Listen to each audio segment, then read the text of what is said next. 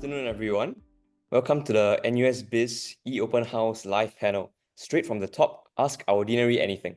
We have an exciting series of live programs lined up for you today, so do check out our eOpen House website for the program schedule if you haven't already done so. The link to our webpage can be found in the chat. With that, I'll kick things off. My name is Kai, a Year 2 BBA student. Together with me, I have my co-host Hardik. Hardik, over to you. Hi everyone, my name is Hardik. I'm a Year 1 BBA student doing a double major in accounting and quant finance. With us in this session, we are honored to have our Vice Dean for Undergraduate Studies, Associate Prof. Chung Chi Kyong, to answer questions relating to our BBA curriculum. So do keep your questions coming in via the Zoom Q&A feature, and we will do our best to answer as many of your queries as we can. All right, so this year's theme is Uncover Your Brilliance with NUS Business School, which focuses on your very own journey of self-discovery and developing skills to be career-ready. Let me start by asking Prof. Chung, will you share with our prospective students about the exciting new developments in NUS Business School with regard to the new undergraduate education? Hello everyone. If you're looking forward to studying business, right, I recommend strongly, right, NUS Business School. Right, here at the business school, right, we just started a new curriculum from last year's cohort, and so you'll be coming into this new curriculum, right? There are two main things about this curriculum. The first thing is that you come in on a common admission platform. So as long as you have an interest in studying business, whether you're sure or not which areas of business, you will join as NUS Business Administration students, and then you are given, right, up to the end of the second year to decide which major you want to graduate in, right? We have 9 majors for you to choose from, right? You have 2 years to explore, and this is particularly good. I recommend this is a good approach, right? Because for many of you coming from JCs, especially, you may be sure you don't want to do engineering, you don't want to do arts, you like to try business, try accountancy, real estate, or some parts of business like marketing, finance, but you aren't exactly sure. So this new curriculum, this admission approach, common admission, is particularly good, right, for you to come in, have a try in the first year. You would be able to try almost all parts of business, right? There'll be one course each in finance, accounting, marketing, human resource, and so forth. So with this, you will get a sense of what you want, which area you have more interest. And in the second year, you can take a few more courses in those areas that you're more interested in. And by end of the second year, you can then decide your major, right? So you can try, okay, and know what is your best, strongest interest. And the second feature of this new curriculum is that you can, after you've decided which primary major you want to graduate in, for example, you may want to graduate in finance, you can also very easily take a second business major within the school. For example, you can team up finance with real estate, right? Or you can team up finance with accountancy minor. So you can easily do a second major or in the business school or a minor within the business school. So that will enhance your employability, right? It means you know more about the business area. Okay, so these are the 2 main features. Thank you, Prof. Chung. Perhaps could you touch a bit about the aptitude-based admissions and how can students go about applying them?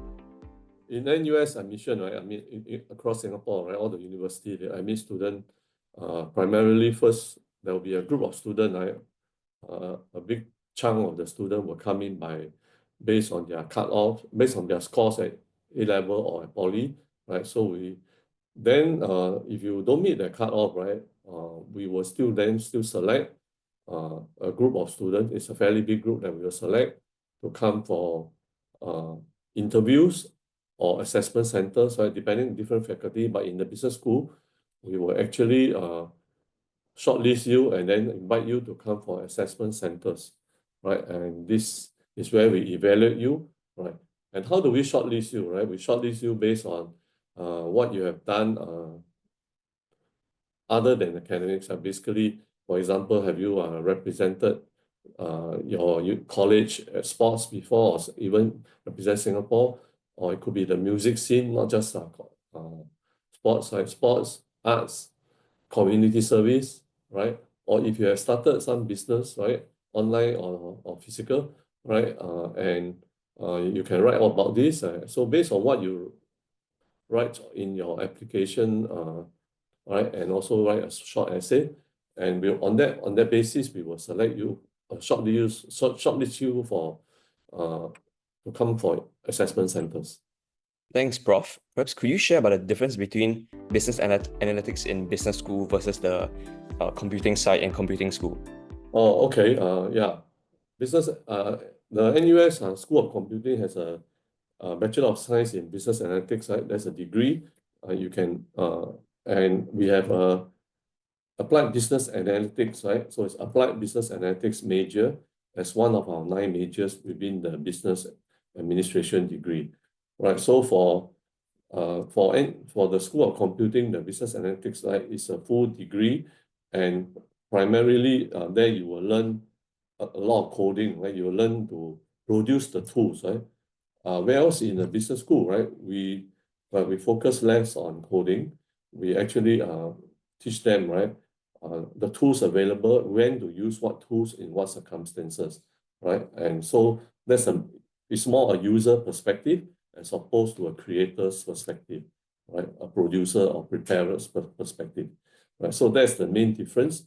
Both groups of talents are required, right? We, of course, Singapore obviously need people who can create the tools for business analytics, right? And but also need, right, a lot of people to know how to use the tools for business analytics. And this is not just business analytics, right? AI tools, machine language tools, and so forth. Yeah. Prof. Chung, we have a question from a student who wants to ask, how does the support look like for those students who might want to try their hand at entrepreneurship? For those of you, right, who are already have an entrepreneurial mindset, right, and maybe dabbing into entrepreneurship, right? I mean, in NUS, right, there's a lot of scope, right? You might have heard about NUS Overseas College, right? NOC, NUS Overseas College. NUS Overseas College open to everybody, all students in NUS, across all the faculties, and it is something that any student can apply for. And when you are selected for NOC, you will go to a location overseas, for example, Silicon Valley, right? Do an internship there for a year, right? Sometimes for half a year, but in some locations half a year, some locations for a full year. And while you are doing this internship there, you can actually enroll for some courses in a stipulated college. So if you go Silicon Valley, right, you will enroll for courses at Stanford University, right? And all this is paid for by NUS. So that is the main area, right, for people to develop entrepreneurship. But then you want to, in the business school, right, we also have a innovation and entrepreneurship major, right, within one of the 9 majors in the business BIZAD degree. And with this major, what you will learn basically some of the theoretical foundations, right, for doing and also some of the skills needed for entrepreneurs, startups, right? So this is a good academic component, right, together with the NOC, right? That's how NUS supports entrepreneurial students, right, with an entrepreneurial mindset, right, who wants to go into this business on their own. Yeah. All right. Thanks, Prof. Some students are also curious about whether finance students would be able to take up quant finance jobs. Okay, there is a quantitative finance, right, major in the Faculty of Science. All right, in the Faculty of Science under the math department, I think there's a quantitative finance, and so the students there obviously are trained more in quantitative methods, right, for finance, including financial engineering stuff. And so our students are here in the business school. I must say that we are training students, right, to be in many areas of finance, right, in asset management, portfolio management, also in-house finance people, corporate finance, and also bank management. So it's more from a business angle management point of view, less from a hardcore quant finance. Right? But that doesn't mean, actually, we have students, right, who do a finance major Right? Currently, we call specialization under the old curriculum. And they also then do a second major in quantitative finance, right? Or they do a minor in quantitative finance with the Faculty of Science. So this is completely possible, right? Remember, when you come to most degree programs in NUS, including the BIZAD program, you have 40 units of courses, right, which is called unrestricted electives. So these are free electives. You can choose to do this elective anywhere. We recommend you to use some of your free electives to do a second major or a minor within the business school, apart from your first major. But you can also use those unrestricted electives to do courses or to do minor or majors outside the business school. Right? So this is very flexible. And if you have a strong interest in finance, quant finance, but you also want to learn about the mainstream managerial finance stuff, then I recommend you can do this. Take out our finance major and then do a quant finance as a minor or second major. And there's some double counting of courses, I think. Yeah. Prof. Sheng, could you elaborate more on the key selling points of NUS Business School? First, number one, right, I think world-class university, right? Leading university in Asia for sure. The reputation is good, very strong, right? You go anywhere overseas, they will have heard of NUS for sure. And also not just heard of NUS, but of the high ranking of NUS.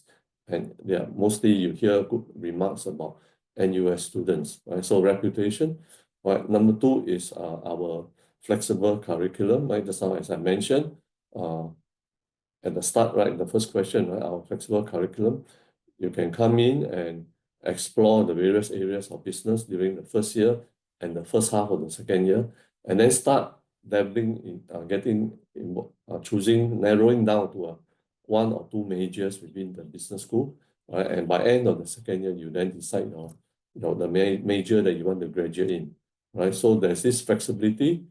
The third point, right, we have strong emphasis on experiential learning, right? We have three components of experiential learning. The overseas experience is a compulsory for all our students. It's a graduating requirement, right? And you can achieve this overseas experience either by going for a semester exchange, right, in another overseas university, or you can do winter or summer program, or you can go for a study trip or do an overseas internship. The second component of our experiential learning is work experience, right? And in work experience, you basically need to it's compulsory to do an internship, right? Whether it's full-time or part-time, whether it's credit bearing or non-credit bearing, right? Of at least 8 weeks full-time or 16 weeks part-time. So this is to ensure that our students, right, workplace ready, right, when they go out to work, right? Not just from the knowledge learned at the school, in the school, but also from the experience, right, the work habits and so forth pick up during internship. And the third part of our experiential learning is really we have a compulsory field service project where students, right, form groups of at least five students, and they take on a consulting project. They will go to a real company, try to solve a real problem, right, over 4 to 6 months, right? So this is, again, trying to get our students ready, understand the workplace problem, right, real problems, right, then use the academic knowledge learned, right, to solve those problems. So this is our experiential learning, very strong, right, 3 components: exchange, internship, field service project, right, or consulting practicum. And then, of course, on the fourth point I would say is our student life, right? It's great, right? Later you'll hear from the students, right? You can about all the activities that we have in the business school, case competition, orientation, red and flag, and so forth, right? I would say these are the 4 good major things, right? Prof, could you explain the difference between majors and minors in business school? Oh, okay. Okay, we have 9 majors, right? Such as finance, accountancy, real estate, marketing, right, applied business analytics, right, and others. Right, in the major curriculum, right, is fixed, right, and there is basically you have to do what we call business environment courses first under common curriculum.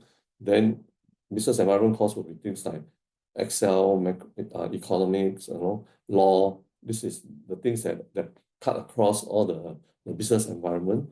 Then we have business function courses, where you learn the different functional areas in business, such as accounting, finance, marketing, operation management. So the different functional areas, those are the business function course. Then if you choose finance, right, then you will have to complete a set of courses, right?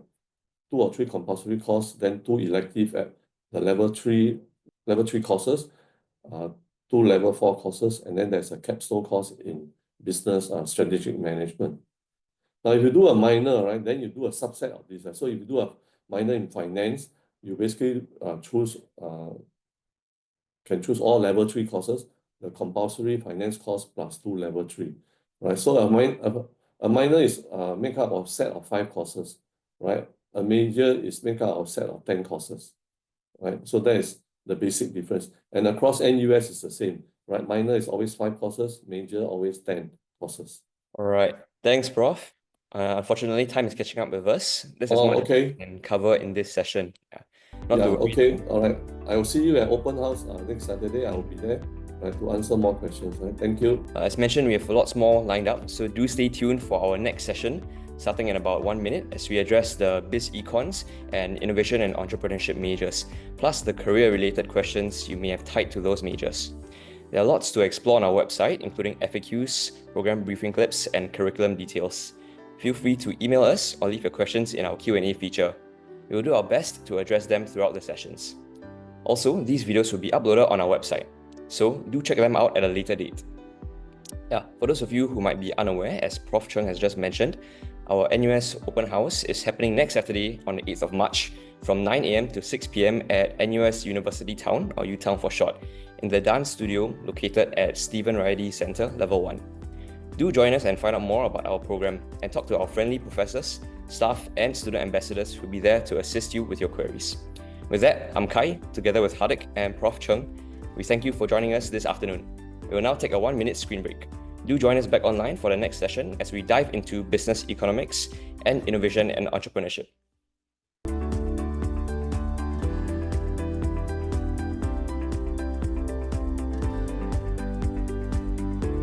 Hey, welcome back everyone. I'm Kai and I'm with my co-host Hardik. For those of you who might have missed the earlier sessions, do not worry, we have an exciting series of live programs lined up for you today. So do check out our program schedule on our website if you haven't already done so. Now, NUS Business School offers 9 majors for our students to choose from. Find out more about the 9 majors via our website. For this segment, we will be learning more about our business econs and innovation and entrepreneurship majors. With us in this session, we have the following panel members to share with you more about what the NUS Business School offers. For our innovation and entrepreneurship major, we have our faculty speaker, Assistant Prof. Lee Kwok Hao, our student speaker, Sindhu Mohan, as well as our Biz Career speaker, Lo Lee Keng. For our business econs major, we have our faculty speaker, Assistant Prof. Ong Pin Chuan, our student speaker, Julian Ng, as well as our Biz Career speaker, Shireen Wong. Now, I'm sure many of you guys have questions regarding our Biz Econs and I&E majors, as well as their respective career pathways. Do keep your questions coming in via the Zoom Q&A feature, and we'll do our best to answer as many of them as we can. I'll give you guys a minute or two to type in your questions into the Q&A before I start giving the questions to our speakers. Okay, perhaps we could start with our Biz Econs major. Perhaps this question goes to our faculty speaker, Assistant Prof. Lee Kwok Hao. Could you tell us more about our business economics major and how it relates to real-world business problems?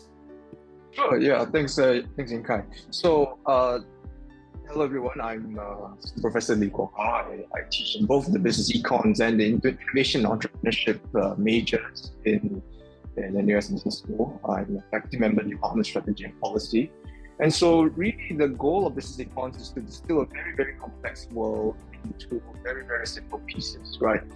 The world is changing very rapidly, with a new US administration, as well as, other disruptive technological forces like AI and so on. You want to be able to grasp tools that can let you, see it through, analyze these normal situations and say, okay, how do these impact demand and supply, entry and exit of firms, as well as pricing and competition. And so this is what the business economics major allows you to do. So in my classes, the one that I teach in Business Econ, I teach a course on industry digitization and AI, where I introduce tools for industry analysis and talking about how mergers impact market competition, how supply chains are organized, and then applying those to frontier topics and platforms such as why is it that when you and your friend are trying to book a Grab ride,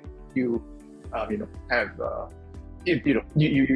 same origin, same destination, and yet you face different prices. And also what the impact of AI on the labor force and other such implications. These are things that I cover in the course, and these are some of the very useful things that we can take, the tools of economics. Thank you, Prof. Perhaps the next question can go to Sindhu. Sindhu, can you share more about the students that you meet and your experience there, and what skills would you say can help you succeed in this major? Okay. So since I'm doing the innovation entrepreneurship major, like to me, I feel like it is because I've already was working on a business when I entered NUS Business School.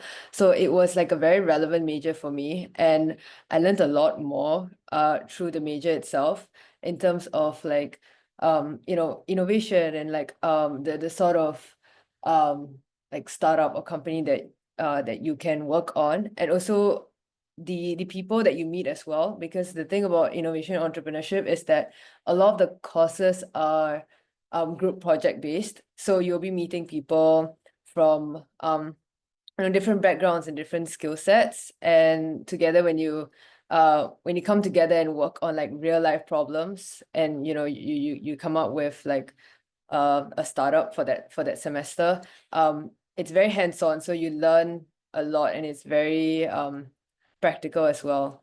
So it's a lot of like learning through experience. Yeah. All right.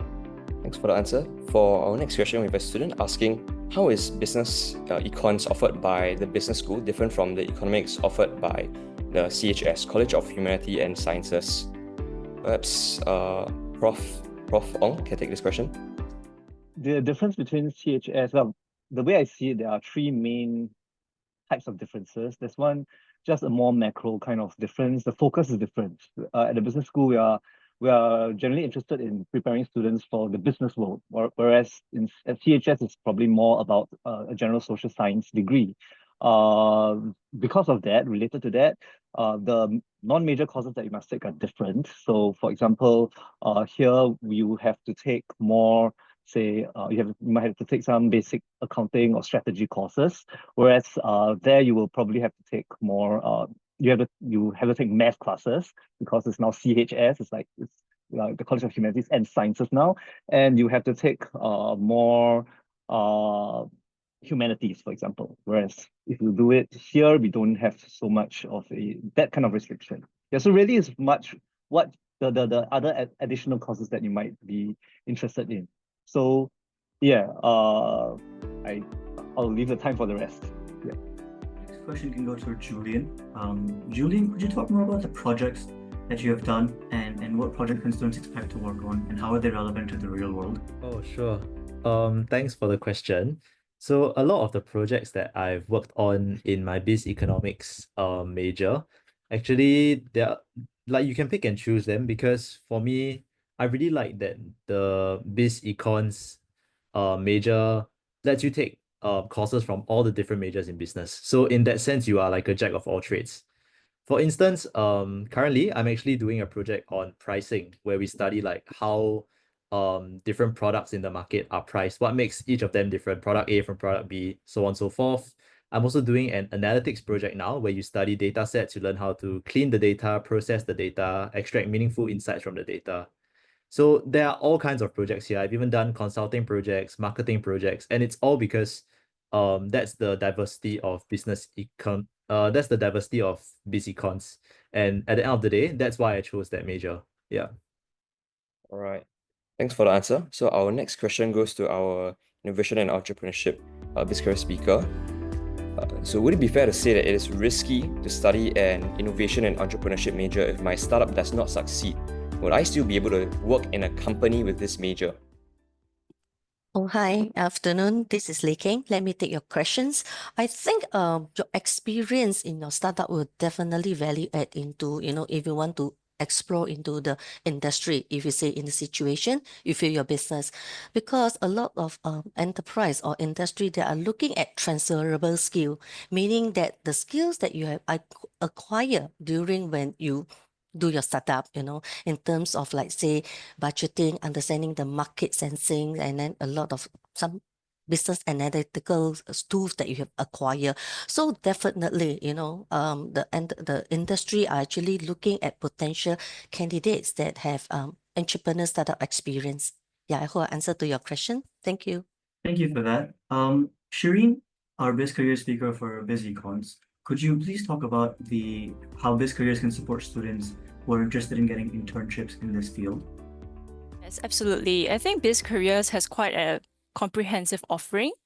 You can actually book time with your career advisors if you need specific guidance. So all of us are classified into different industry sectors that we specialize in, and we'll be able to support students, especially since business economics covers quite diverse fields. There are students interested in consulting, even working in a bank or working in certain focus in public policy, for instance. So you can feel free to partner with us, and we can actually come up with some of the reviews of your resume. We can help you in terms of also managing what to expect in the interview cycle. And if, let's say, there's any need of taking certain internships, we can also point you to resources and guide you accordingly. So feel free to engage with us early. We also have a broad set of skills workshops that can help you to boost up some of your skills related specifically to your careers. Thanks, Shireen. So our next question goes to Sindhu. So what was an interesting project you had for your major of innovation and entrepreneurship, and why was it interesting? Okay, there's quite a few, but I guess the one that I'll say is for basically this is one of the I think it was innovation strategy. So then we had to get into groups and work on a startup for the semester. So you have to go through that whole process of, validation, and then there's like a mid-review presentation and so on. And then at the end, the professor actually brought in a panel of investors. So they were like actual VCs who came into class, and they like listened to all of our final pitch and actually like even said like whether they would invest in any of us. So that was like a very cool experience that you wouldn't be able to have outside of school, like to even have the time of these VCs and these investors to come in and share feedback. That was very, very memorable. Yeah. All right, we have some time for a few more questions, so please do keep your questions coming in. So this next question is for Julian. All right, so what opportunities are there for learning beyond the classroom? Perhaps you could share some of the experiences you've had as well for outside of the classroom learning. Sure. So learning beyond the classroom. Let me think about it. My head immediately goes to going for internships, but then that goes to a second problem, right? Which is that how do I know what internships I like and what internships I don't like? So let me try and relate this back to business econs. Like I said, because it's a very diverse major, you get to experience a lot of perspectives on solving business-related problems. From there, you kind of see what you like and what you don't like. For me, I found that I enjoyed like the strategy, the high-level component of it, not so much the data-driven or the minute details. So because I enjoyed the high level of it, I decided to pursue a career in consulting, like strategy consulting. So that's where I started looking for my internships. So far, it's been pretty rewarding because you get to see what you learn in school, how it's applied, or even how it's different in the real world. Because of that, I think you gain a lot of perspective. And when you come back to school after your internships, you can put that to good use because now you actually have some industry experience that you can put into practice. Yeah, hope that answers your question. So we have another question here for Shireen for business economics. What types of internships or jobs can students take with a business major? Yeah, I would say that if you're focusing specifically on business economics majors, I would see students typically in areas such as market research because they're really good with analyzing consumer behavior and also certain market conditions. And I've also seen students where they might work in, say, interpretation of market trends and economic data that will guide business strategy. I also see very wide range of students where they are quite interested in putting it into practice, where they will be able to analyze customers' data, especially in business development, and identify growth opportunities and expansion plans. Hence, I think that this major is quite comprehensive. Feel free to also have a second major because it can give you quite a lot of the depth as well as the breadth if you can combine the powers of two different studies together. Perhaps we could ask a question to Sindhu. Sindhu, we know that you participated in NOC. Could you share your experience in NOC, talk about, how that helped you in this major? Yeah, for sure. I'll say NOC is one of my most significant experiences in NUS. Initially, I thought I didn't know much about NOC when I came into NUS. Then I realized a lot of other majors can apply, including business students. So yes, like I think NOC seems as if it's because it's a lot of like tech startups. I think there is a lot of space for business students to contribute in tech startups. So it is I would say that now I'm working on a tech startup after going to NOC, and that would not have happened if I had not gone to NOC and experienced how it's like working at a tech startup. I would not have known that's really where my passion lies in. So yeah, I think like these programs, especially programs like NOC, which only NUS offers, or only NUS offers to this extent. Like I don't think other universities provide these programs to like this many countries. So I'll say like definitely take every opportunity you get here as business students. Yeah. Right, thank you everyone for sharing so much about what you guys do. Time's catching up with us, so unfortunately there's as much as we can cover in this session. So not to worry, we have once again several more live programs lined up. So do stay tuned for our upcoming session that will be starting in about a minute, which is called Real Value, Discover Our Finance and Real Estate Pathways. And there are lots more to explore on our website, including our FAQs, program briefing clips, and curriculum details. So once again, feel free to email us or leave your questions in the Zoom Q&A function, and we'll do our best to address them throughout the sessions. Also, we are pleased to share that today's Zoom webinar will be uploaded on our website, so do check those out on a later date. Once again, if you guys are not aware, our NUS Open House is happening next Saturday on 8th of March from 9 AM to 6 PM at NUS University Town in the dance studio located next to Stephen Riley Center Level 1.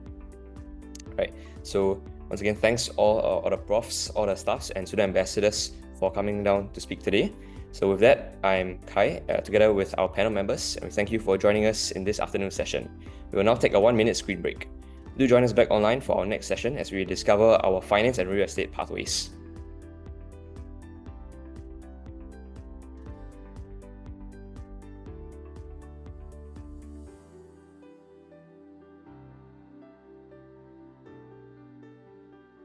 Welcome back, everyone. For those of you who might have missed the earlier sessions, do not worry. We have an exciting series of live programs lined up for you too. So do check out our program schedule on our website if you haven't already done so. The website can be found in the Zoom chat below. As mentioned, NUS Business School offers 9 majors for our students to choose from. Once again, you can find out more about these majors from our website. For this segment, we will be learning more about the finance and real estate majors. With us in this session, representing the finance major, we have our faculty speaker, Assistant Prof. Johan Suleiman, our student speaker, Leon St. Clair, and our biz career speaker, Lionel Cheong. Representing real estate, we have our faculty speaker, Assistant Dean, Assistant Prof. Liao Wenqi, our faculty speaker, Assistant Prof. Alice Christopherson, our student speaker, Michelle Chen, and our biz career speaker. I'm sure many of you have a lot of questions regarding our finance and real estate majors. Do keep your questions coming in via the Zoom Q&A feature, and we will do our best to answer as many of your questions as we can. To start off, Prof. Johan, perhaps you could share more about the finance major in NUS Business School and how it relates to real-world business problems. Yes, thanks, Hardik. So I think the most important function of finance in the economy is to allocate resources across different sectors in the economy. And to some extent, what you will learn in the finance major in the business school, in NUS Business School, is related to this resource allocation. So we have to understand, for example, the value of a company, the value of a project, the value of an investment, to be able to decide whether we want to invest and continue to make funding decision for that particular project or investment. And this is a very important role in the economy. And I view this as something that will continue to be relevant today and going forward. The finance roles, I think, will continue to grow in Singapore and in the region. There are roles in the financial sector, in the banking sector, in the corporate and commercial sector, as well as potentially work in the policy sector. Right? So I think that there are many opportunities that will be available to you if you do a finance major in the business school. Now, I also want to touch upon what else you can do with the degree that is probably not conventional or traditional. There are roles in the fintech sector that you can explore. There are roles in this discussion earlier about entrepreneurship that you can also explore. I think the finance major, the finance courses provide sufficient background for those type of decisions, because we don't learn only about finance in the finance major, right? You also learn about marketing decisions, right? What is the financial value of a marketing decision? And you need to have the appropriate understanding to be able to do that. So I'll stop there, Hardik, and please let me know if you have more questions. Thank you. All right, we have one of our students here who are curious. I think this question goes out to our Biz Career Speaker for real estate. So the question is, for real estate, there are modules on urban planning, and this student wants to know if this can open up doors for jobs in the ministry as well as corporate jobs, right? And are there any examples of students from the business school who have done so? Yeah, thank you for the question. This is Che from Biz Careers, focusing on real estate industry. Yes, urban planning, it's one of the roles that some of our students have gone into. And absolutely, most of the roles are in the public sector, for example, in our URA. And in fact, in some of our private sectors, they also hire urban planners, but most of those are mostly in public sector. I said in URA in particular. So we have examples of many of our business students have gone on that path into urban planning. So definitely a good area if you're interested in. Thank you, Che. Perhaps the next question could be for Lionel, our Biz Career Speaker for Finance. The students are curious, what are some of the common careers and internships for NUS finance students? Hey, thanks, Hardik, for that question. So some of the common roles or common internships that our students in particular go to would be, for example, if you're talking about banks, in the front office, you have those going for investment banking, private wealth management, private bankers. Middle office, of course, you have risk, you have treasury, compliance, and so on and so forth. And of course, at the back end, you have finance as a function in terms of accounting, corporate finance, etc. So these are just a touch of the ocean. On the other hand, you have our students who are going to asset wealth management companies, those who are going to family offices as well. And for example, even in corporate trustees as an alternative as well. So it's quite a varied options in terms of internships and jobs opportunities for finance. All right, thanks, Lionel. This next question goes to Michelle. So what kind of work experience and skills are fundamental to real estate internships? And what qualities do interviewers prioritize during this admission process? And how can the applicants best prepare to stand out? Hi, I'm Michelle, a final year student majoring in real estate. So to answer the question, I think a lot of fundamental real estate knowledge you'll need to know is a lot of it will be taught in school. So ranging from like land law to how you look at properties in terms of like investment analysis and risk management, for example, depending on what roles you're looking in for a career. But I think in general, looking from my past work experiences and talking to some industry professionals, I think right now a lot of industry professionals are also looking at your attitude in learning and how curious you are, especially maybe for finance and real estate. I think you need to be very curious about what's happening in the market currently, especially in a not very good market we're in currently. So that's how you stand out from your peers, because you know what's going on in the market and how you can apply what you've learned in school into the workforce. Thank you, Michelle. Our next question can be for Prof. Alice. Prof, the students are curious. Can you tell them more about the real estate major? What can they expect to learn from it? Thank you for the question.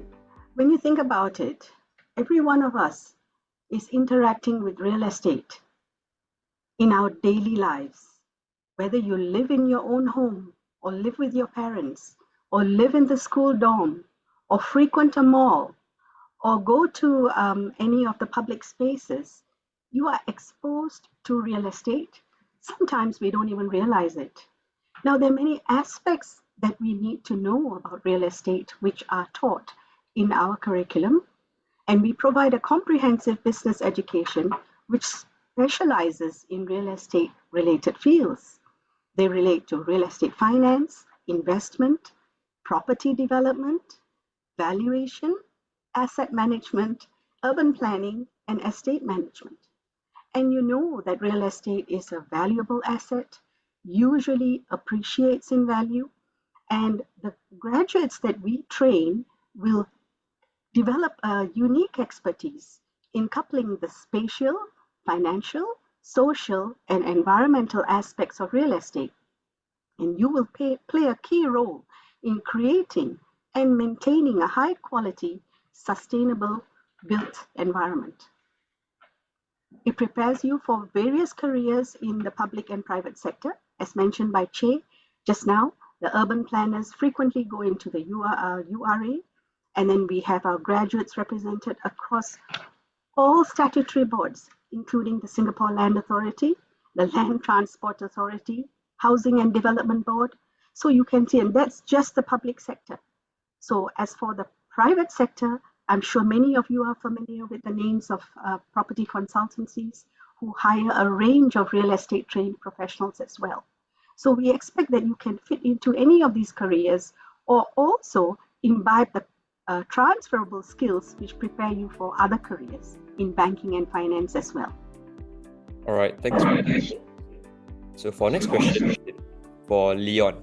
So how is it taking a primary major in finance along with a second major in economics? Is it more theory-based or is it more math-based? Oh, thank you so much for the question, Kai.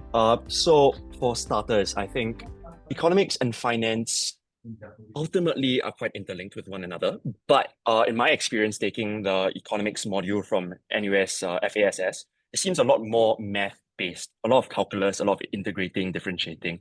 Turns out vectors can be used in economics as well. And yeah, from JC to uni, the jump is quite massive. I feel like I'm doing math a lot more than actually learning about economic theory most of the time. But I feel like some of the technical skills I learned from economics can be transferable to what I learned in finance. There is a degree of overlap between finance and economics as well, such as like compounding, discounting, ISLM, FEBP theory. I think some things you learn from economics can be applied to finance as well. And say, for example, you want to apply for internships, sometimes this additional knowledge of economics in general can actually position you in a better light for future employers. So it is a selling point. But you know, if you are really torn between economics and finance, my personal preference leans a lot more towards finance now. I think what I learned in finance is a lot more applicable. It's a lot more, you know, I feel like it blends the qualitative and quantitative a lot more than what I learned in NUS FASS Econs. So definitely finance prepares you more for finance-related professions, but economics will give you that added competitive edge, in my opinion. Yeah, thank you. Thanks for that, Leon. The next question can go off to Michelle. Michelle, can you talk more about your student life on campus and maybe your residential life? Where did you stay on campus? And how did you balance doing those extracurriculars with your real estate major? Thank you for the question. So my first 2 years of university, I stayed on campus in a residential college, like Ridgeview Residential College. So for student life, in residential college can engage in a lot of activities like student interest groups, and it's quite flexible depending on what you're interested in, and then you can come together with a group of like-minded individuals to explore things that are all student initiated. And then afterwards in year 2 and year 3, I was actually in BIZAD club under brand, which is Business Real Estate Network. So focusing on more industry, professional events and outreach for students into the industry through this student organization. So how I would balance it, I would say brand took up quite a lot of time because we had to arrange a lot of events for students to understand in the industry, like the real estate industry better. But at the same time, I saw it as like not an exclusive thing. Like it was a learning process throughout. Like both my studies and brand complemented each other in terms of I could learn things in class about the real estate industry and actually talk to the industry professionals through the events I host in brand, and also come together with students who are also passionate about real estate to understand each other's aspirations in real estate and also to help each other reach our potentials in this industry. So I would say it was a very fulfilling few years engaging in student life and school. But I definitely think that together it's not just about like playing, but it's like work hard and just taking everything as a learning opportunity to propel in the workforce and even in school. All right, thanks, Michelle. This next question is for Lionel. So, given how competitive finance jobs are getting, how does NUS help to differentiate its students through various skills and that are taught, for example, interview skills and coursework? Yeah. So for starters, let me just work it backwards. So in terms of prep for students, BizCareers, we organize or we conduct a face-to-face resume and interview clinics. This is usually in a group of 6. And of course, if you feel or the student feels the need to, we can do a one-to-one as well. But the idea is to catch as many students as we can early on. And we do go through practical things as well. So in terms of other things that Career Services does, we do organize a fair bit of workshops across the spectrums of skills. For example, personal branding, networking, even to the likes of image. And on the other hand, we do a little bit more technical related workshops. For example, financial modeling, even assessment centers for the likes of private banking and investment banking as well. So it's basically a packed calendar from each semester.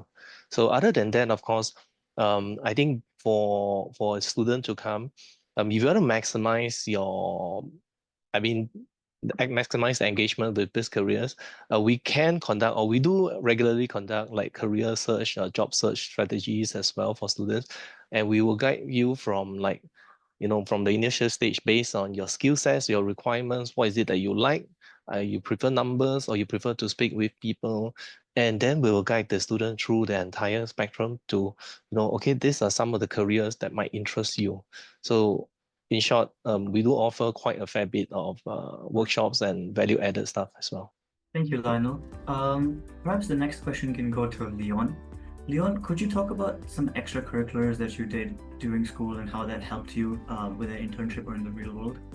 Well, thank you so much. Well, just like Michelle, I was part of the NUS BBA club for 2 years as well. I was the Vice Director of International Relations, so I oversaw relationships between our university as well as partner universities, including the exchanges that come in on a semester-to-semester basis.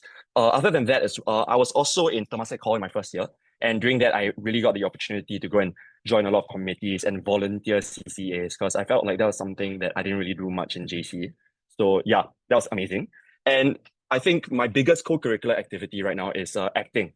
So I started off by coming back into the acting scene with Temasek Hall. And since then, I've actually transitioned to professional acting. So I've made my professional debut with World Rise.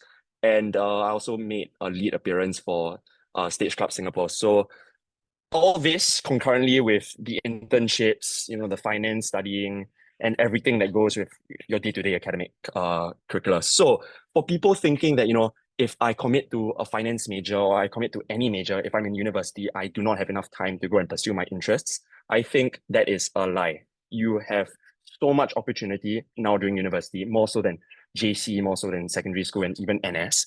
I think, if I could give you one word of advice, it is to try everything you want to try, because university really is an opportunity for growth and for personal development, as well as it is a platform for career development too. So yeah, just go out there. The world is your oyster. Go and do everything you want to do. And yeah, if you have any more questions you want to ask me, I'll be around next week during open house. So you can just find me and I'll be more than happy to have a chat. Thank you for your answer, Leon. Unfortunately, that's as much as we can cover in this session. But not to worry, we have several more live programs lined up, so do stay tuned for our next session starting in a minute's time, titled Analytics in Action, Exploring Applied Business Analytics and Operations and Supply Chain Management. If you guys still have questions, there are lots to explore on our website, including FAQs, program briefing clips, and curriculum details. Feel free to email us or leave your questions in our Zoom Q&A function, as we will do our best to address them throughout the sessions. Also, we are pleased to share that today's Zoom webinar will be uploaded on our website, so do check those out on a later date. For those of you who might not be aware, as Leon just mentioned, our NUS Open House is happening next Saturday on the 8th of March from 9 a.m. to 6 p.m. at NUS University Town in the dance studio located at Stephen Riady Center, Level 1. Do join us and find out more about our program and talk to our friendly professors, staff, and student ambassadors who will be there to assist you with your inquiries. With that, I'm Hardik. Together with our panel members, we thank you for joining us in this afternoon session. We will now take a 1-minute screen break. Do join us back online for the next session as we explore applied business analytics and operations and supply chain management.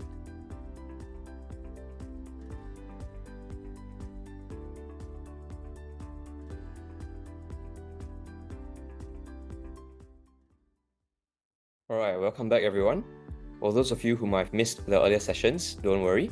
We have an exciting series of live programs lined up for you today. So do check out our program schedule on our website if you haven't already done so.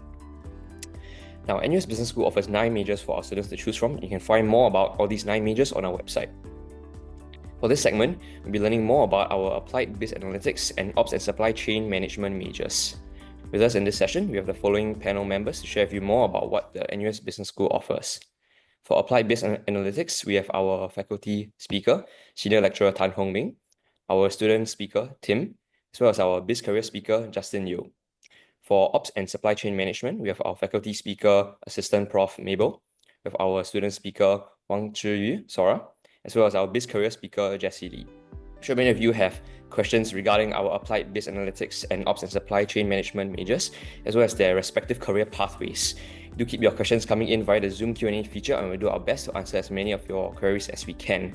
Perhaps to kick things off, could you tell us more about our Applied Biz Analytics and Ops and Supply Chain Management majors and how it relates to real-world business problems? Perhaps our faculty speaker for Applied Business Analytics, Tan Hong Ming, can go first.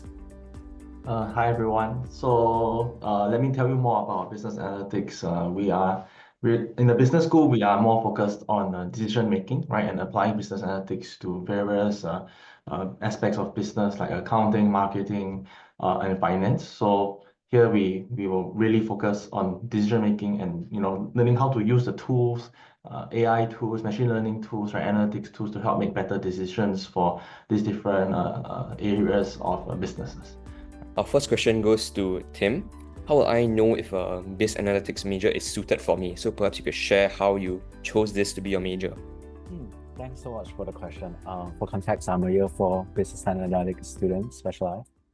I think what business school does very well, especially in year 1 and year 2, it allows you to get a little bit of taste of what analytics is about. So you have modules that teaches you a little bit on Python, and then after doing Python or any other analytic mods, that's where you could explore and see for yourself, okay, is this really for me, or do I have the interest in it? And that is how NUS Business School prepares you, where at the end of year 2, as the dean mentioned, then you could start to choose analytics as a specialization, and year 3 onwards, take more modules in those. Thanks for that, Tim. Our next question is for Jessie, the Biz Career Speaker for Ops and Supply Chain Management. Jessie, could you elaborate more on the internships or jobs that students can expect with a supply chain management major? Sure. Thank you. I'm Jessie. I'm actually from Biz Career. So, well, typically, some of the internships that students hop on, they could actually go into transportation sectors and as well as maritime. So, maritime, typically, they could actually, rob on into PSA, Singapore Airlines, Changi Airport Group, in the transportation sectors, as well as perhaps in the pharmaceutical and healthcare sectors, the giants like GSK, Pfizer, Sanofi, and also in the public sector as well, such as the Ministry of Finance and perhaps and also in DSTA where they have a procurement program. So typically, some of our students end up in some of these space. So generally, I would say that in supply chain, students who is keen on supply chain arena, they actually get to experience in multiple sectors. So it's not just in transportation, maritime, public sector. They could also possibly end up in FMCG, such as P&G, Unilever. So these are some of the typical, some of the students that have ended up in this space. Thank you. Thank you. Our next question goes to Justin. Right. So what types of careers do graduates typically pursue with a degree in applied business analytics? Thank you. Justin here from Biz Careers. So the kind of roles that business analytics students take on cuts across different industries, right? Just now, Jesse mentioned a little bit about banking and finance, tech, consumer goods, transport, logistics, for example. The roles itself, right, includes like business analyst, data analyst kind of role. It may be related to finance, right? For example, banking ops or investment ops require some kind of business analyst skill set. Students can also look into supply chain related. So certain roles are like demand planning, procurement, pricing analyst, and risk analyst, right? So I think Tim then mentioned a little bit about, something about finding your where you would like to enter, right, through different internships as well as different projects, right? These are areas where you can then dip into and make full use of your business analyst skill set. Thank you, Justin. Our next question is for Sora, the student speaker for Ops and Supply Chain Management. Sora, there are a few students that are very interested in supply chain management, but they have no prior knowledge in this. Can they still take up this major, and what advice would you give them? Okay, thank you for the question. First of all, I would like to share more about what supply chain management is really about, because I know that the concept really sounds very daunting and very abstract for many of us, because it is more of like a B2B rather than B2C. So we don't see like supply chain role like every single day in our daily life. But actually, I would say for most of the business that is trading on physical goods, there are three most significant function of it: finance, marketing, and operation. So operation and supply chain management is really in charge of what are the physical transportation and all the logistics that bring the goods, for example, the food that we eat, the drinks that we drink every day from other countries to Singapore, like basically Singapore don't produce any of it. So that's why we can get all our physical goods and supplies from all around the world. And to address your question, you mentioned about like you don't have any prior experience, and how can you enter into, so you have some worries entering this industry, right? To be honest, I don't have any prior experience before I enter university, but I would say I don't even know what supply chain is about before I take up this course. So I would say absolutely, even you have no prior experience, it's very able for you to handle if you are passionate about this course. The course that NUS curriculum built up aim to groom you and nurture you from like a real fresh student that don't have any experience in it. And throughout the curriculum and the internship you take out of the way, you will gradually learn about all this concept and all those like technical skills that you are required to work in this industry. Yeah. All right, thanks, Sora. This next question is for Tim. Could you share any internship or work experiences you have had as an applied biz analytics student, and how what you have learned in school is applied in the workforce? Wow, This is a very tough question. Thank you for that. Yes, in terms of internship, I'm fortunate to, through business school, get to link up with the tech company. It's a SAP. It's a German company that focus on enterprise resource planning system for large companies. So over there, wow, it's crazy. Well, I did an internship in Singapore, so it's been 1 year so far. And just nice, also that NUS has a lot of partnerships, right? And one of the programs they offer is a summer exchange at Stanford University. So I was very fortunate to be offered that program where I hop on Stanford University studies, furthered my studies in analytics over there. And beyond that, managed to get an internship offer from SAP itself. And back to the question on how does it really relate to the real working world? I think something good in business school is that it always updates its analytics curriculum according to what's happening in the world. So one of the module that I took was business in AI. And so it allows us to really understand how AI works, where we are not as professional as others to build an entire algorithm, but we get to try a few simple algorithms and see how it works. The fundamental knowledge helps translate to better understand what's happening in the workplace, like SAP, where we are able to communicate with the different stakeholders involved. So maybe I can add on how relevant the curriculum is to the working world as well, right? So of course it is highly relevant, right? So every company right now, in Singapore, the government also has a strong push to want to use AI, right? Use data, do data-driven decision making. So here we really teach you guys how to think about using the tools to drive decision, right? To analyze data. Not so much creating the tools or do hardcore coding per se, right? So the analogy would kind of be like, if you want to do F1, right? There's the driver who drives, the car. He understands the engines and everything, but he doesn't know how to build the engines, right? And then you have the engineers who build the engines, right? So here we are like the Formula One drivers, right? We understand the engines a little bit, but we need to make the decisions on like how to drive the car, right? So that's how you are able to make better decisions. You understand the car, right? And then you can drive better. You don't have to build the engine per se. Thank you, Dr. Hong Ming. I think that's a very, very cool analogy. Talking about tech, Prof. Mabel, could you touch upon how tech will shape the future of supply chain management? To add on to this question, I would say that throughout my internship, I do feel that technology has played a very significant part in the digitalization, the digital transformation in supply chain. I would say that through one of my internship project is to build up like a data visualization tracking dashboard for PSA Singapore. So we like the supply chain used to be like pretty like brick and buckle, so like it's quite like non-digitalized in the ways that people are really go on the ground to like tip the boxes like by themselves, which is like hard for customer and clients to track, right? But for the project that I built, that digital visualization dashboard actually gives the client a very clear visualization about when their packages clear the customs and where is it alighted to, where it is transshipment to, and which ship it is boarded onto. So I feel that that is a very like fresh perspective for the current real world supply chain management that is onboarded on the digital cloud platform. Yeah.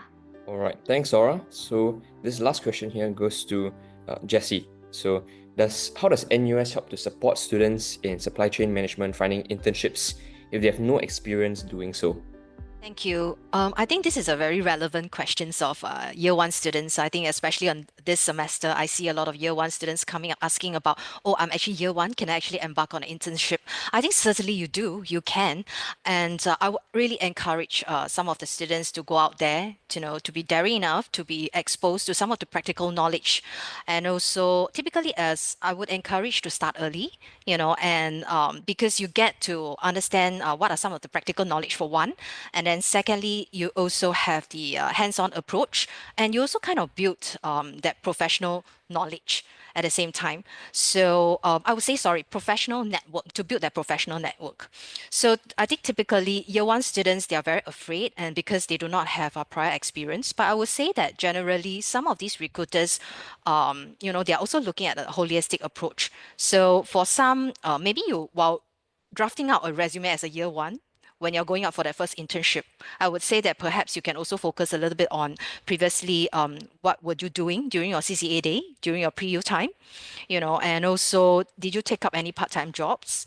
So not to be afraid, just write it down, in the resume, and BIZ Career Office will actually share with you how to draft a proper resume. There will be resume workshops as well, and there could be e-learning during your STR 1000. So not to worry on that. And most importantly, the preparation is key.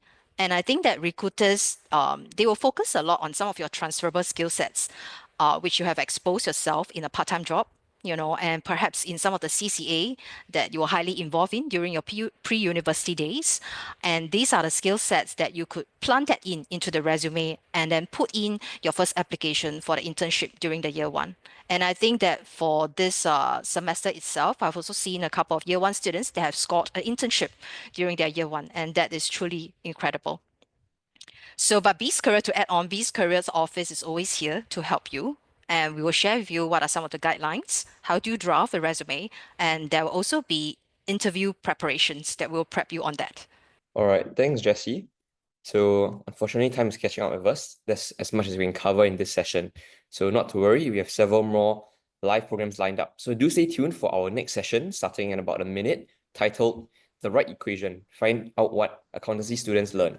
Now, there are lots to explore on our website, including FAQs, program briefing clips, and curriculum details. Feel free to email us or leave your questions in our Zoom Q&A function, and we'll do our best to address them throughout the sessions. Also, we are pleased to share that today's Zoom webinar video will be uploaded on our website, so do check out those on a later date. For those of you who might not be aware, our NUS Open House is happening next Saturday, 8th of March, from 9 AM to 6 PM at NUS University Town in the dance studio located at Stephen Riley Centre Level 1. Do join us and find out more about our program, and talk to our friendly professors, staff, and student ambassadors who will be there to assist you with your inquiries. With that, I'm Kai. Together with our panel members, we thank you for joining us in this afternoon session. We'll now take a 1-minute screen break, so do join us back later online for our next session as we find out what accountancy students learn.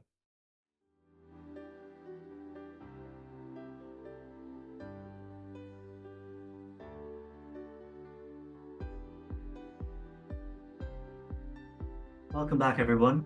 For those of you who might have missed the earlier sessions, do not worry. We have an exciting series of live programs lined up for you today.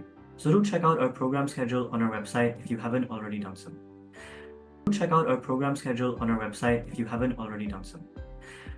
As Kai has mentioned, NUS Business School offers 9 majors for our students to choose from. Once again, you can find more about those majors via our website. For this segment, we will be learning more about our accountancy major.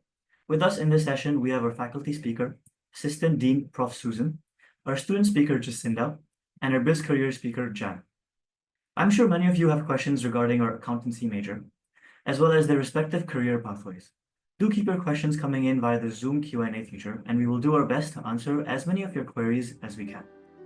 To start off, Prof. Susan, you can tell us more about the accounting major and what it actually means. Thank you, Hardik. Good afternoon, everybody.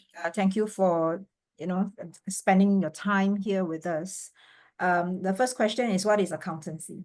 And it is a very common question, right? And if you have heard enough, accountancy is basically the language of business. And so by understanding what language of business is and what accountants do with this language of business, we are simply people who look at the stakes of the various stakes of the organization, understand the activities, put the numbers together, understand the environment, and then to be able to translate that into a common language for the various stakeholders to understand what is going on in the business. So many people would think that I have to be very good in math, or I'm very good in math, so I should enter into accountancy.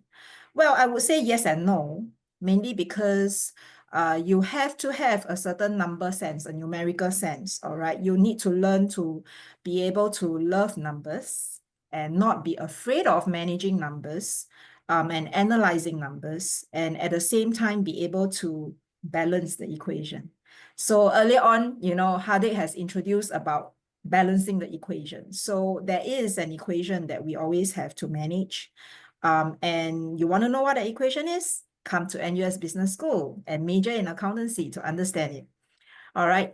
But more than that, it's not just about balancing the equation on the books, all right, and the numbers. It is also about balancing the different stakes of the organization. So there are many different people or individuals who have a stake in our organization. And this is where the role of the accountant is. Or rather the discipline of accountancy is where they have to consider the different stakes of the various individuals or the organizations that they have in another organization. And then, all right, when we manage the numbers, when we look at the entire situation and business environment, we help them manage those stakes by communicating it relevantly, timely, all right, and accurately, reliably as well, as much as possible. Yep. So this is basically how relevant accountancy is. All right, thanks, Prof. Susan. So now this question goes out to both Jen as well as Jacinda. So how are the internship opportunities for accountancy students like? Perhaps Jacinda, you can share some of the internship opportunities that you have had, and Jen, perhaps you can share some of like the ways that NUS supports students in getting these internships. I think that there are many internship opportunities. So usually different companies will send out like via the student newsletter or email that there are these internship opportunities. I got my very first internship opportunity through LinkedIn. Then for my second internship opportunity, I got it through the NUS career portal. Yeah. All right, thank you, Jacinda. So I would say to find internships, there are a couple of ways. First of all, of course, you have to visit our internal university school portal called Talent Connect, where recruiters will be able to post internship positions for students to apply to directly. It's a seamless process. And then, of course, in BizCareers, we also actually organize a lot of career fairs and networking events for recruiters to meet our students directly face-to-face, and students are able to ask the questions they have, and recruiters are able to source out for talent directly as well. And third point is what Jacinta mentioned, the LinkedIn portal as well as job sites. And we also have government job sites such as My Careers Future that I do encourage my students to look into. And last but not least, I would say if, let's say, the student has got a few companies in mind, please do reach out directly to the company's website into their career portals, because not all jobs are actually advertised in LinkedIn or Talent Connect. So do not miss out on those opportunities as well. Thank you. Thank you for that, Jan. I think our next question is quite interesting. It's for Prof. Susan. Prof, how does the accountancy profession become more adventurous over time with evolving technology? Okay, thank you, Hardik. I'm sure this is in the minds of many people, right? In my earlier days as an accountant, I mean, just for context purposes, I actually came from the industry. And then when I enter into education, the same question gets asked as well. How are we impacted by technology? Every other year, I have people asking me, will technology replace you? Or will technology replace your students? All right, eventually when I enter education. The answer is actually no. Mainly because when technology evolves, it evolves in the business environment as well. And so in all business environments, they will need someone to again balance the stakes and take a look at how technology has shifted the paradigm of those stakes. And the people who are, all right, running the business, they are busy running the business, right? And they need some people like the accountants, right, to really take a look and analyze the business as a whole and to connect those dots together to understand exactly how technology has shifted the business. So again, coming back to that question about how technology can or cannot replace us, technology can help us, all right, in managing some of those, I would say, more structured duties, right, that we have to handle. For instance, the structured data analysis, where we have to really handle large numbers. And that's where we can use technology to help us speed up and improve our productivity.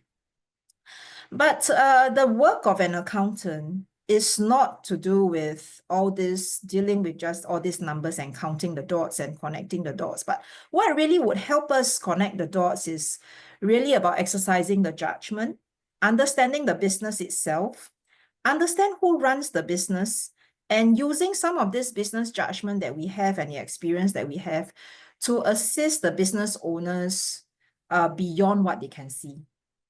And so this is something that perhaps some people can tell me, yeah, all you need to do is just feed in your sentiments to Gen AI, right? But Gen AI can give you certain returns, yes. Will you then ask yourself to trust it?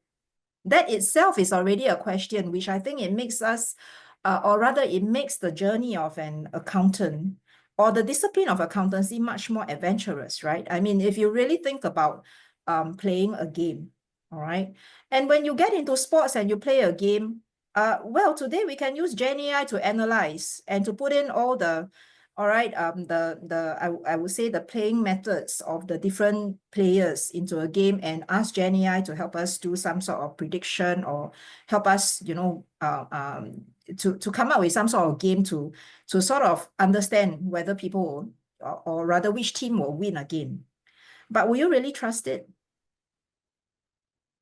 Okay, so therefore, this is really what makes it interesting, because then I would say the introduction of technology helps us ask the additional questions.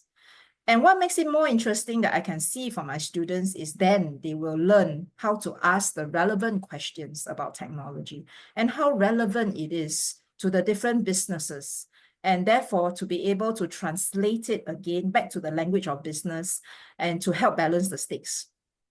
Yeah, so I would say yes. I mean, you know, if you have really followed through, you know, the recent developments, especially in Singapore, you will know that we have, the ministry has actually done, you know, a study in terms of really, you know, beefing up the workforce and making sure that the accounting sector has sufficient people, and also to be able to build the talent pipeline to meet the needs of the workforce as well. So that then, you know, as accountancy as a discipline, we are able to, you know, serve the economy much better, right? With the, I'll say with the introduction of technology. Thank you for your valuable insights, Prof. Susan. Unfortunately, time is catching up with us, and that's as much as we can cover for this session. We have several more live programs lined up, so do stay tuned for our next session, starting in a minute's time, titled Market Leaders, Understanding Marketing and Leadership and Human Capital Management. There are lots to explore on our website, including FAQs, program briefing clips, and curriculum details. Feel free to email us or leave your questions in our Zoom Q&A function, and we will do our best to address them throughout the sessions. Also, we are pleased to share that today's Zoom webinar video will be uploaded on our website, so do check those out on a later date.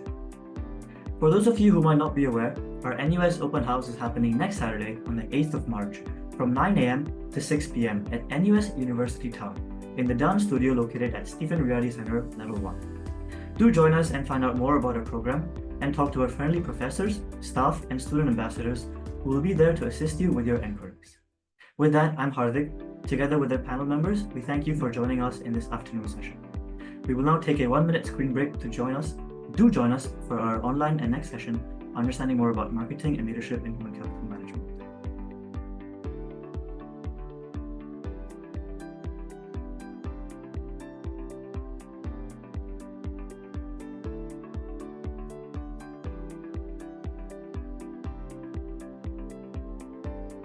All right, welcome back everyone to our second last segment. So for those who might have missed the earlier sessions, do not worry. We have an exciting series of programs lined up for you today. So do check out our program schedule on our website if you haven't already done so. NUS Business School offers 9 majors for our students to choose from, and you can find out about these 9 majors via our website. For this segment, we'll be learning more about marketing and leadership and human capital management majors. With us in this session, we have the following panel members to share with you more about what the NUS Business School offers. So for marketing, we have our faculty speaker assistant, Prof. Chu Yu Ting, our student speaker, Wong Sok Wei, as well as our Biz Career speaker, Justin Yeo.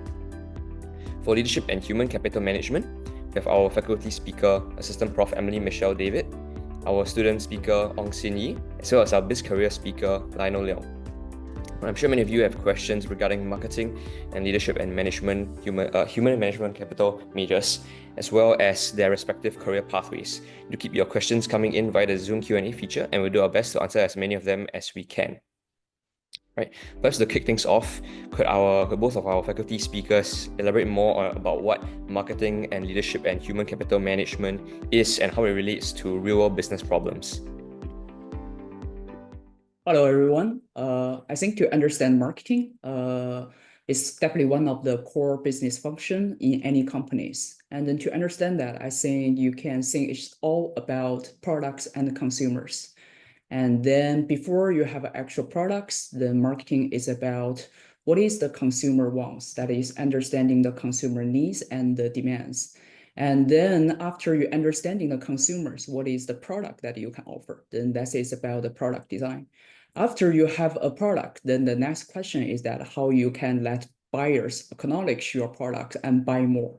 Then it probably relate with different channels, like how we can use digital marketing, offline marketing, personal sales to promote your products.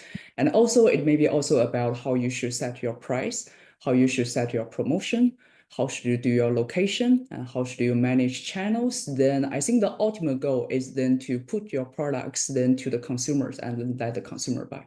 So that's about marketing. Yeah, sure.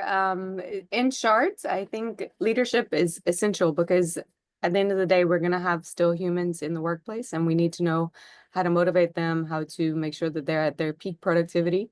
And that's not something that's going to go away. So I think that's exactly what we teach in the human capital major. All right, thanks, Prof. Emily.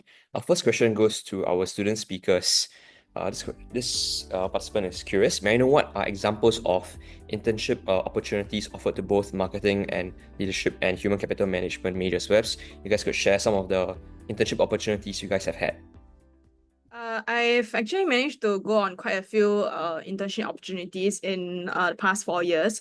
So this varies across multiple industries from tech to FMCG or anything under the sun, right? So I've managed to intern for companies like Samsung and even e-commerce giants like Shopee. And also most recently, my internship was with Unilever, which is in the FMCG sector as well. So yeah, these are quite a few of the internship opportunities that you can learn from, people who are really good at what they do in, thinking about how we can actually market to the consumers. Yeah. Thank you, Sokwe. So, like Sokwe myself, I've done a couple of internships as well across various different industries. So I've done in hospitality companies as well as in the manufacturing companies. So for my internships, the first year I did was in Oakwood and Millennium Hotels, where I was involved in, HR projects. And for my last internship at one in Hummel, it's a manufacturing, as mentioned. I was also involved in various projects that were more of like HR business partnering. So whatever I've done, it's more of like operations based and projects based, and there are different kinds of opportunities that students can also involve themselves in, which includes like consulting and like consulting firms as well. Yeah. Thank you for the answers. I think building off of that question, Justin, could you tell us from BizCareers' perspective, what do employers look for in interns or in employees, and how can BizCareers and NUS Business School help students get prepared for that? Thank you. So from an employer's point of view, they are looking more, they value more than just good grades, right? And as well as the hard skills. These days, they are looking for well-rounded individuals. So skills, right, in adaptability, problem-solving skills, strong communication, presentation, for example, are important. So BizCareers itself, we do arrange a career compass starter programs, right? To train or to upskill, right, students in their year ones, teaching them skill sets such as like networking, personal branding. These are super important, right? To even year twos, right? Where students get to meet career advisors, to go through CVs and to go through mock interviews. Right, so these are few things that we prep students at the beginning, right? And hopefully through more internships as well as projects like capstone projects, right? Coupled with that, real world kind of project experience. These are things that will help make students very valuable in the eyes of employers. Thank you, Justin. Lionel, perhaps you could talk more about for leadership and human capital management. What would employers look for in students when they hire them? Hey, thanks for the question, Hardik. So I think as what Justin has shared, so typically besides the coursework that is required, employers will look for students who are generally adaptable, flexible, maybe perhaps accountable as well for the job. And also in terms of soft skills, generally having good communication skills, relationship building skills will be excellent. I mean, to cap it off, of course, if you have negotiation skills, that will be useful as well. I mean, given that human capital involves people as an asset, so you'll probably be talking to a lot of people on the ground. And not just the employees, also in terms of stakeholder management as well. Thanks, Lionel. This next question goes to Prof. Chu. So is there a focus on sustainability or ethical marketing in the curriculum? Yes. I think now in our whole curriculum designed by the marketing department, we are trying to bridge the traditional marketing with the future. Is that I think sustainability and also AI is definitely the top topics that matters for our students' future careers. And when we design the curriculum, I think we are updated frequently and then to incorporate how this concept can integrate into today's marketing and even for probably how future marketing can evolve. Thanks, Prof. Chu. This next question goes to Prof. Emily. What are the hard skills that can be learned in the HR/leadership major? Yeah, I think what we're focusing on a lot in our department is mostly about the analytics part of things. So how do we apply AI into making decisions about people? How can we use it to look at the data from engagement surveys, from trying to predict turnover, these kind of things. So I think the hard skills that we focus on are analyzing the data to make decisions about the people. Thank you, Prof. Perhaps this next question can go to Cindy. Cindy, can you talk more about the how you managed working or studying in school with your global experience milestone and your exchange program? You know, people might think it's challenging to like juggle with schoolwork and other responsibilities as well. I feel that it's something that many students have concern over because you know you want to do well in school as well as you want to involve yourself in different forms of like activities. So for myself, I was involved in a magazine club, the Rich Magazine Club, where I took up the role of the vice president of it, the deputy editor-in-chief.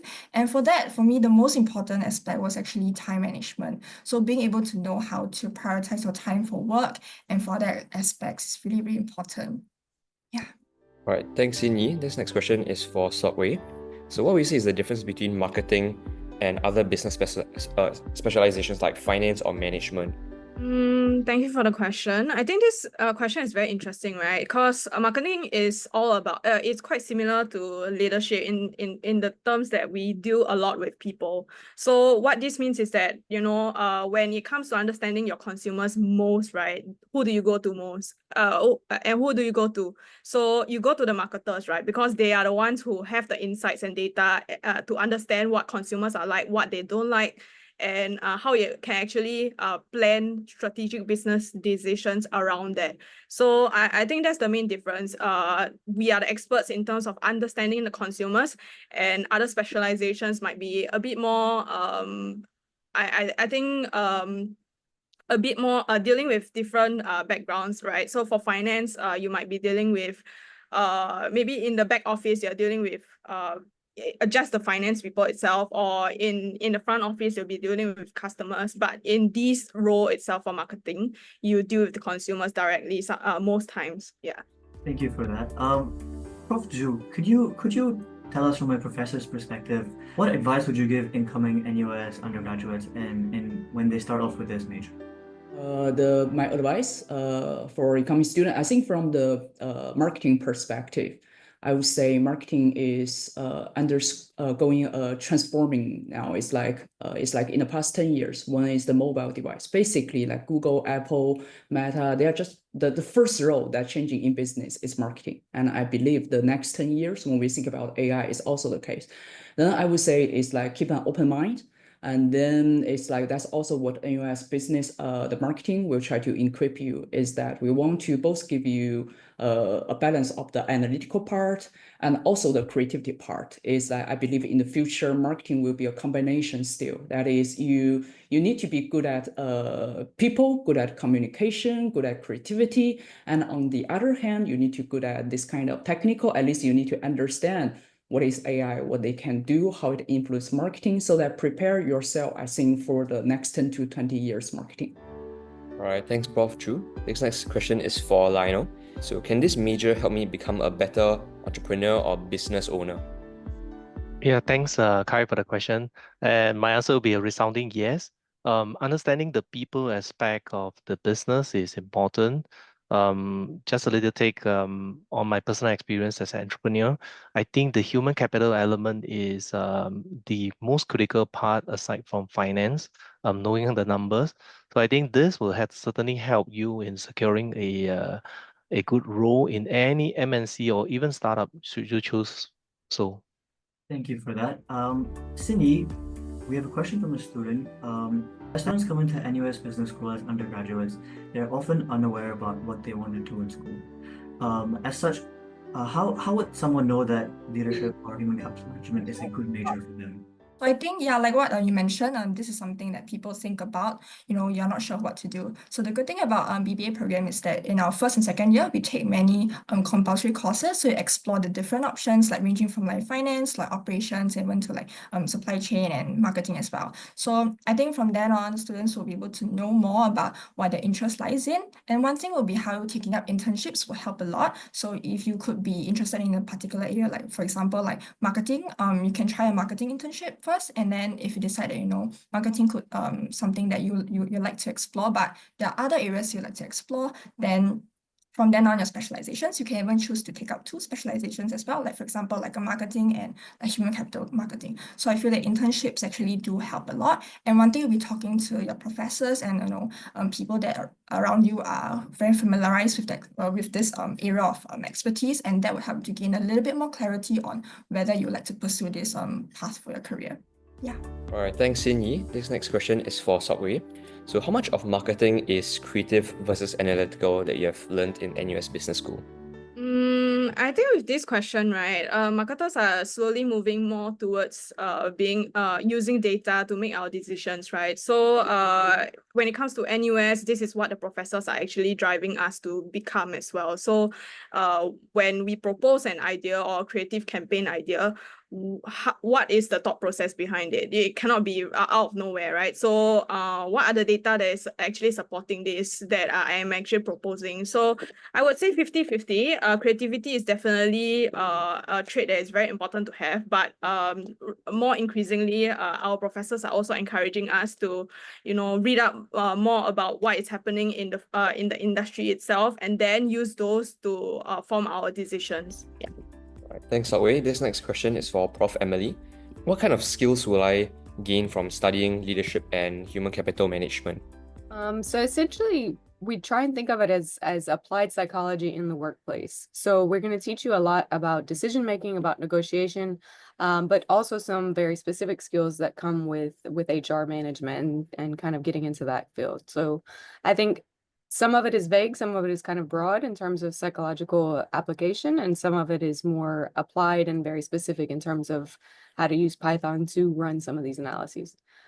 So it's a mixed bag in that case. I think our next question will be for Subway. Subway, in your major, what are the courses that interest you the most, and what are some courses that you thought were quite difficult or quite challenging?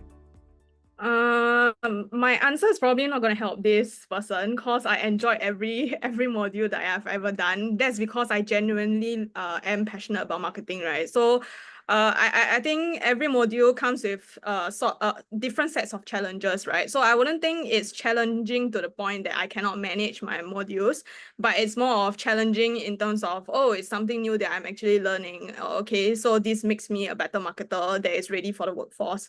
But some modules that I found super fun and helpful, I think off the top of my head, probably digital marketing or marketing strategy or even sales, right? So my professor is actually over here in this call as well. So these are some of the modules that I actually really enjoyed because I think it's a bit more experimental. So rather than, doing a lot of reports or anything like that, it's more of the prof asking you what you actually feel about certain trends and getting your insights on it. Yeah. All right, thanks, Sokwe. So unfortunately, time is catching up with us. Unfortunately, that's as much as we can cover in this session. We've also come to the end of our program-related live panels. If you're interested to find out more, do explore our website or feel free to email us. Now, once again, for those of you who might not be aware, our NUS Open House is happening next Saturday, 8th of March, from 9 a.m. to 6 p.m. at NUS University Town in the dance studio located at Stephen Riley Centre Level 1. Do join us and find out more about our program and talk to our friendly professors, staff, and student ambassadors who will be there to assist you with your inquiries. Thank you once again for joining us in this afternoon's session. Up next, which is the last segment of our eOpen House live session, as representatives of the NUS Students Business Club, aka BIZAD Club, we will share with you more on some of the events that we have that you can look forward to when you join us. Passing over to Jia Han. Okay, so good afternoon, everyone. My name is Jia Han, and it's my honor here to represent BIZAD Club and introduce all of you to NUS Business Club. So before I start off my presentation, let me do a short introduction about myself. So I'm Jia Han, the Vice President of Student Lifestyle, and currently I'm also a Year 1 Business Administration student. So as the Vice President of Student Lifestyle, I oversee the planning and execution of all the freshman orientation programs for the incoming batch of Year 1 students. So if you're interested in joining NUS Business School, this is definitely something that you should keep a lookout for. So now let me give you a brief introduction of what NUS Student Business Club is, also commonly known as BIZAD Club. So BIZAD Club is a student-led organization, and it has been constantly providing students with opportunities to enhance the students' professional competency and at the same time, provide them with an unforgettable student life. Not only that, we plan and execute all the freshman orientation programs every summer. So this is a very simple diagram that shows the structure of BIZAD Club, where the expo is made up of 1 president, 3 secretaries, and 1 vice president for each cell, internal, external, as well as student life. So let me share about something more relevant to all of you, which is the freshman orientation programs, and you guys can look forward to if you intend to join NUS Business School. So in NUS Business School, we actually have a total of 5 FOPs that freshmen can participate in.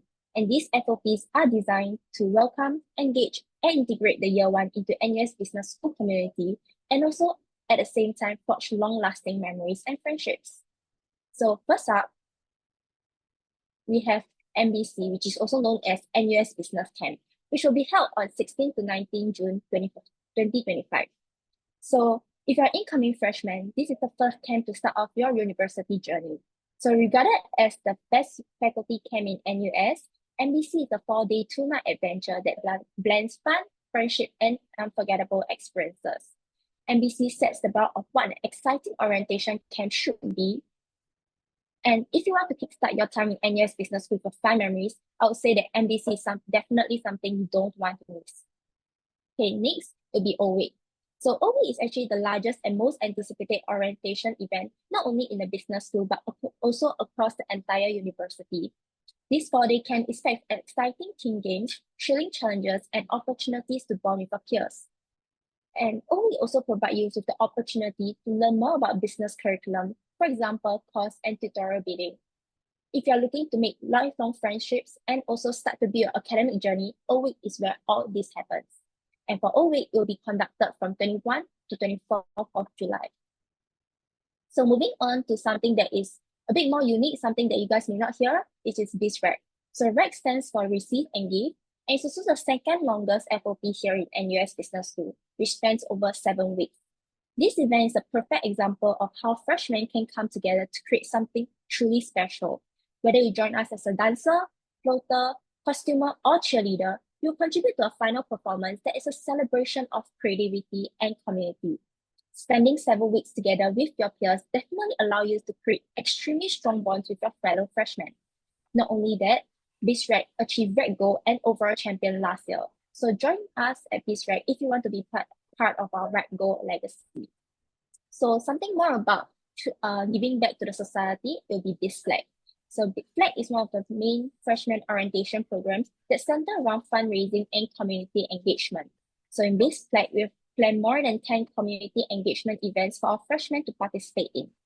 Through this project, freshmen get the opportunity to make a difference by contributing to meaningful causes and create long-lasting relationships with our beneficiaries, both elderly and children. This initiative promotes a culture of giving back to society, something that we as BIZAD Club take immense pride in. To wrap up, we also have our annual Flag Day where we go out to the community to raise funds. Lastly, we can't forget about the iconic Jan Hop. So for many, it's actually a once-in-a-lifetime experience to be a pageant. Jan Hop is more than just a pageant. It's a 8-week-long journey of transformation and self-discovery. Contestants work both on and off camera to deliver a spectacular performance, creating memorable memories along the way. In NUS Business School, Jan Hop is an opportunity to be the best versions of yourself. And trust me, you will find lifelong friends and unforgettable memories in this amazing experience. To conclude, the freshman orientation programs are designed not just to welcome you to NUS Business School, but to offer an unforgettable start to your university journey. Personally, I've joined some of these FOPs myself last summer, and I've made many friends from there. They are the people who I hang out with in school every day and also go to class together. So whether you have set your mind to join NUS Business School or still in the dilemma, once you're part of NUS Business School, BIZAD Club is here to ensure that your time is not just academically rewarding, but also filled with moments that will stay with you for life. So before I end my presentation, this is a QR code that you can scan to access to our BIZAD FOP Instagram channel, which you can receive updated information about events and also our camps and all our FOP programs. So thank you for your time, and I hope that you are excited as I am for the FOP that's going to come, and I look forward to seeing all of you at the freshman orientation programs. Thank you. All right, thanks, Jia-Han, and thanks for all the professors as well as all the students who have come down to share as well. Right, due to the lack of time, we know that there are several questions unanswered. However, please do come down to our upcoming open house on Saturday, 8th of March and speak to our professors as well as our students. We look forward to speak to you and help to answer all the questions that you guys might have. Visit us at University Town Stephen Riley Center, Dance Studio anytime from 9 AM to 6 PM. And once again, thank you.